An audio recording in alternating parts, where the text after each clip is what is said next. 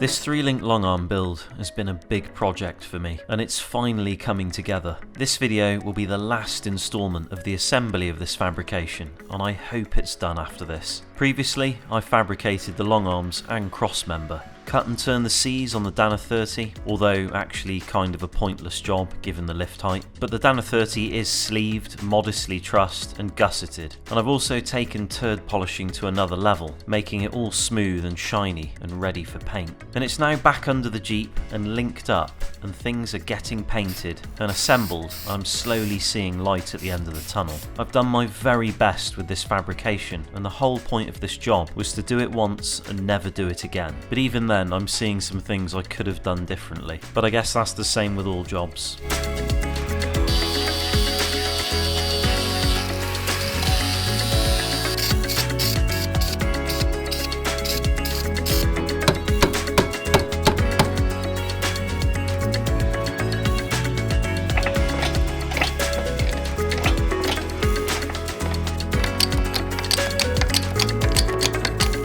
Despite the OCD kicking in, I'm very happy with how everything's turned out. And now the Spicer heavy duty ball joints have arrived. And I know already that it will not take much effort to get these things in. They practically fell out when I removed them. But I almost took the plunge and bought ball joint deletes. But the price is just insane, and shipping to Sweden makes it even worse. Hopefully though, the all-metal design of these Spicer units will improve their longevity. But just for safe measure, I'm tack welding these things in so they don't loosen up.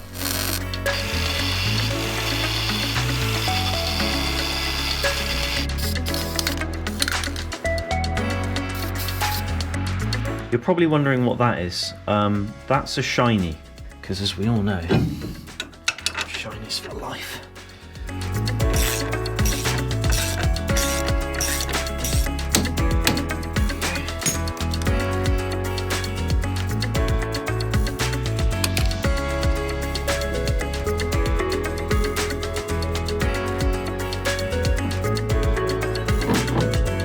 Someone said to me once, never go full shiny. And I said, mate, I got no choice. I got no choice.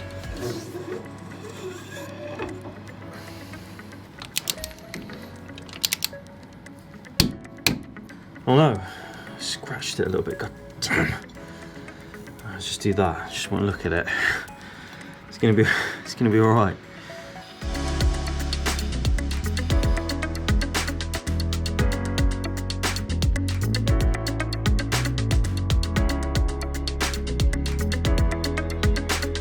Finally, everything is fully assembled. Almost everything anyway, but so far it's looking better than I expected. Okay, so any XJ expert is going to see a few issues straight away. The drag link and track bar angles are completely different, but the pitman arm is getting replaced with a shorter one, which is going to fix this problem. There's also some bowing in the coils. Not a big deal, but turning the spring perches would have been a good idea at the time. Too late now though, so I've just got to live with it, and to be honest, I haven't really got any concerns over this. Another thing though is the drag link and track bar ideally should be the same length to stop binding when flexing. I have some ideas on this, but I need at least a year's worth of rest before I even entertain that. But other than these things, this thing is dialed in at 8.5 caster, pinion angle is spot on, and camber is within 0.1 to 0.3 degrees. So technically it should drive like a dream. But now it's time to get the winter tyres on.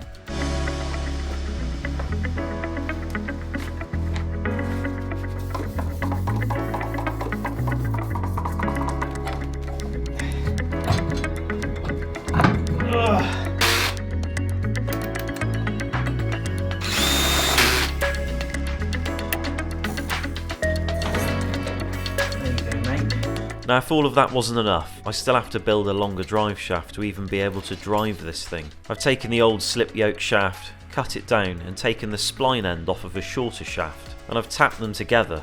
And to make sure it's straight, I've jacked up the rear end of the Jeep, and my plan is to use a dial gauge in thou to check for misalignment.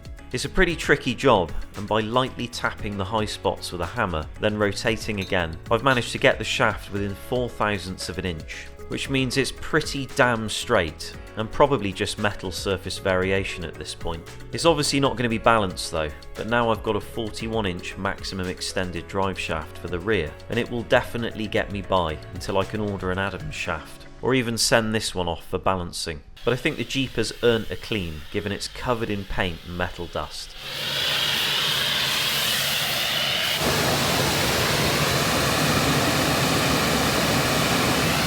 Well, that's it, 3-link, all done. And to be honest with you, I'm so happy all this work is over. I've tested it out, and obviously I've got it through inspection, which is fantastic. And there's a ton more in this video I had to do that I didn't even show. You know, the rear drive shaft took some time. They're super happy with it anyway. You know, in terms of the rear drive shaft, I had some cameras set up underneath the vehicle, and I really wanted to have a good look at that and see what it was doing on the highway, like going at speed. Amazingly, I've got no vibrations out of it, even up to 110 kilometers an hour, which is crazy. Now, I'm not saying it's balanced, because I know it isn't. Now, somebody suggested, why don't I send that off and get it balanced? Really good point. So I'm going to do that, and I'm going to see what it comes back with, because it's so much cheaper for me to have built that shaft myself and send it off for a balancing. But the 3-link kit itself, how did that perform? That's the most important thing. Again, I had some cameras underneath the Jeep. Me and Meg and Max went out for a bit of a jolly today, blasting through the woods, having some fun in the snow, having a bit of a picnic. Now, obviously, with the Dana Turdy, I beefed it up, and I cut and turned the C's, which arguably wouldn't, there's no point if you're on a 6.5-inch lift, but I'll explain why I did it. And got perfect pinion angle and caster, and I adjusted the camber as well, because that was 7 degrees out in the negative on one side because of a bent C, which is where all this began. So in terms of the way the Dana 30 in the front end feels and performs, it's flipping perfect. It feels great. Steering is really true. It's returning to center, and there's no vibration up front. I've said it before, and I'll say it again. The diesel variant of the Cherokee, which is the Euro export, has a very short front drive shaft because the engine is really short. So the transmission's much more forward. You've got a big old dong of a rear drive shaft and a tiny little, you know, chode at the front spinning round, and basically as soon as you lift the vehicle, the rear end can go up to 6.5 inches of lift. You get no vibration on a standard drive shaft, but the front just gets eaten. This is my 4th front drive shaft now, and hopefully it's the last one.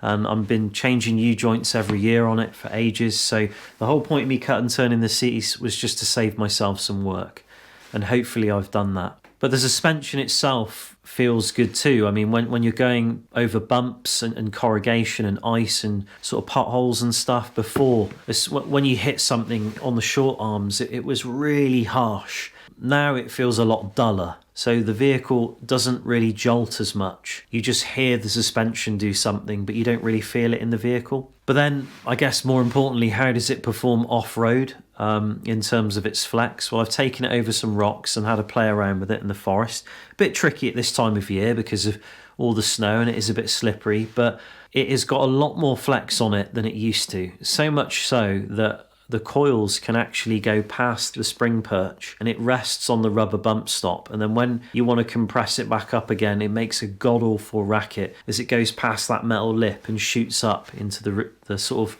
receiving part of the spring perch. So that's a bit of a problem. Now, most of the time I probably won't get that much flex out of the suspension to even need it, but maybe there will be a scenario where I will, and the spring will drop out, or it'll fling out, or something will go wrong, or it'll push the bump stop away, and then this whole spring will drop out. Now, somebody said something like metal cloak coils, so I'm guessing that's something I've got to look into. But other than that, the suspension is performing valiantly and looking fantastic, and I feel like I've come out the other end of it and got the results I've been looking for, which is, you know, which is the main thing, isn't it? But what I will say is it's sagging on one side. Now, that shock absorber's dead. It's like turned into a steering dampener. That one there's almost dead. I don't know why. They weren't dead when I put them up front, but they are now. I need new shocks up front. Maybe that'll solve the problem of the sagging. I'm not sure it will. I actually think the coils are on their way out. But anyway, that's the end of the video. I just wanted to kind of sum it up here and do my usual verbal diarrhea chat at the end and kind of summarise everything for you and give you my thoughts about how it all went. And in the next video, I'll be back out again. I guess intermittently throughout the winter and the overlanding stuff, the 4 litre is going to be coming back in here from time to time, and I've got some work to do on that. But anyway, I won't go on any more about that. I just want to say a big thanks to everyone who watched. I just want to say a big thanks to Patreons as well for supporting the channel. It really means a lot to me. and I'll see you very soon out in the forest in another video. Take care.